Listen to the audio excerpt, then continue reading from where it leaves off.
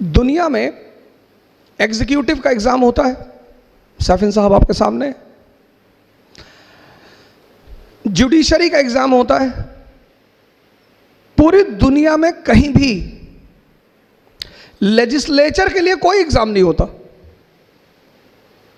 Member of parliament बनने के लिए किसी परीक्षा को देने की जरूरत नहीं है। मेंबर ऑफ लेजिस्लेटिव असेंबली बनने के लिए किसी एग्जाम को देने की जरूरत नहीं है। क्यों? क्योंकि जो राजशाही है, किंगशिप वो समझदारी पे डिपेंड करती है, आपकी अंडरस्टैंडिंग। अकबर, अब जो भी दिल्ली में बैठेगा उसको गुजरात जाना है। सैफिन साहब गुजरात से हैं हमारे, और गुजरात कनेक्ट करता है हिंदुस्तान को कहां से? सेंट्रल एशिया से, ईरान से। गुजरात हमको कनेक्ट करता है कहां से? वेस्ट एशिया से, सऊदी अरेबिया से। सऊदी अरेबिया का पुराना नाम है हिजाज। तो दिल्ली के आदमी को गुजरात जाना है, अब जाएगा किधर से? राजस्थान हो गए। राजस्थान क्या है? डेजर्ट।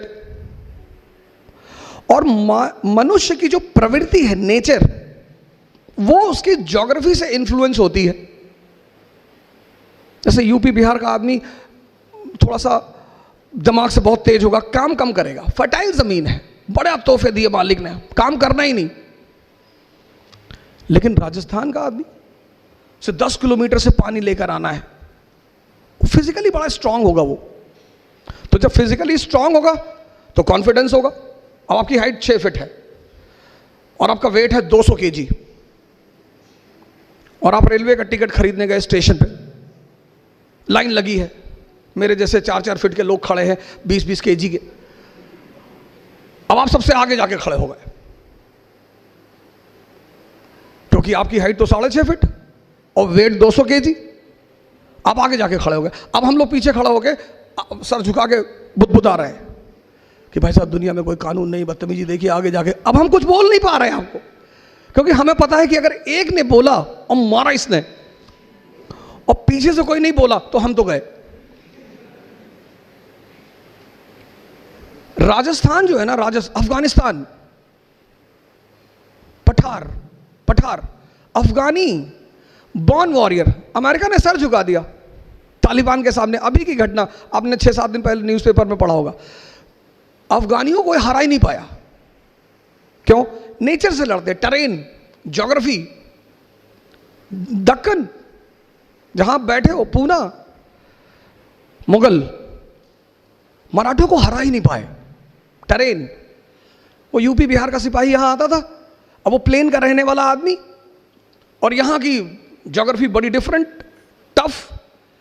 अब वो मराठी निकला पहाड़ के बीच से, एक हाथ मारा यूपी के आदमी को, फिर पहाड़ के अंदर। अब वो यूपी का आदमी ढूंढ रहा है कि भैया कहां गया। वो यूपी की फौज यहां लड़ नहीं पाई। सवाल ताकत का नहीं था, सवाल ज्योग्राफी का है।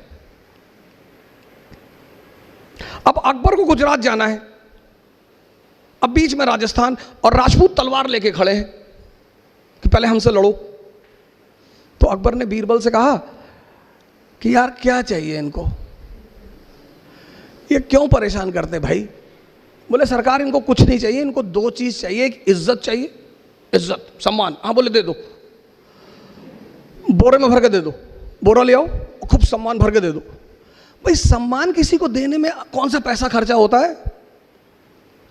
और दुनिया में लोग वो काम करते भी डरते जिसमें पैसा नहीं खर्चा होता। सम्मान क्या? दे दो सम्मान। बोला दूसरा क्या चाहिए? बोले दूसरा साहब ये लड़ना चाहते हैं। अरे बोले बहुत अच्छा यार, इनको अपॉइंट करो, गवर्नर बनाओ काबुल का। तो मान सिंह कहां के गवर्नर? काबुल के। अब एक खतरनाक अफगानी और दूसरा खतरनाक राजपूत, दोनों लड़ रहे हैं।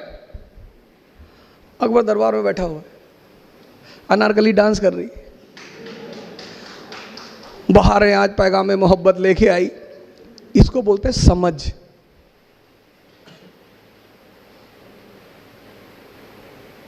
इसको बोलते हैं समझ। और जिसको भी मालिक ने समझदारी दी, ईमान दिया, उसको तो उसने पता नहीं कहां से कहां पहुंचा दिया। तो पंडित महेश दास अकबर के दरबार में आए, बाद में बीरबल बने। तो अकबर के दरबारियों को बहुत बुरा लगा, कह रहे हम लोग शाही खानदान के लोग, ये आम आदमी इसको कहां से उठा लाए, ये नहीं बैठेगा दरबार में। आज तो कंपटीशन है ना, आज तो डेमोक्रेसी है, कंपटीशन है, आप कहीं से भी हो, डेमोक्रेसी कहती है टैलेंट है आगे आओ। आपने कहा साहब हम महाराष्ट्र से, हम बिहार से, अरे उसने कहा ये सब मत बोलो, टैलेंट है, सैफिन हसन हो, हाँ आगे आओ, नहीं है पीछे हो जाओ। ये मत बताओ हम राजपूत हैं, हम पठान हैं, हम ये ना, टैलेंट है साबित करो और आगे आओ। तो जब महेश दास को अकबर ने कहा कि हम अपने दरबार में लेंगे, दरबारियों ने बड़ा विरोध किया, यार है बिल्कुल नहीं। अकबर को पता था कि आदमी बड़ा काबिल है ये। तो अकबर ने कहा कोई रास्ता तो निकालो यार, कोई कंडीशन तो रखो। तो एक बड़े आलिम बैठे हुए थे, मुल्ला तो प्याजा, बड़े पढ़े लिखे आलिम टाइप के आदमी। उन्होंने कहा शहंशाह एक ही शर्त है, हम अकबर को एक ही शर्त पे अंदर आने, इसको महेश को एक ही शर्त पे अंदर आने देंगे। अकबर ने कहा क्या? बोले अगर ये मेरे सवाल का जवाब दे दे हम इसे बुला ले अंदर। अकबर ने देखा महेश दास की तरफ, बोले शर्त मंजूर है? बोले हाँ साहब मंजूर है।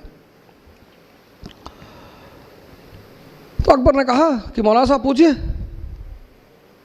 तो मौलाना साहब ने महेश दास से कहा कि बताओ मेरे मन में क्या चल रहा है। अब मैं कैसे बताऊं तुम्हारे मन में क्या चल रहा है? पर बीरबल ने कहा कि सरकार मुझे पता है आपके मन में क्या चल रहा है। आप चाहते हैं कि शहंशाह अमर हो जाएं, आप चाहते हैं कि शहंशाह की जो हुकूमत है वो पूरी दुनिया पे फैल जाए, आप चाहते हैं कि दुनिया की जितनी खूबसूरत औरतें शहंशाह की सबसे शादी हो जाए।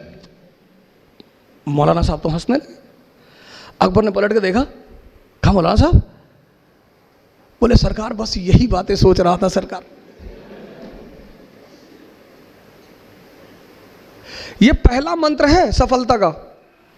एक आम आदमी की पूरी जिंदगी दर्द से भरी हुई है, बस वो आम है।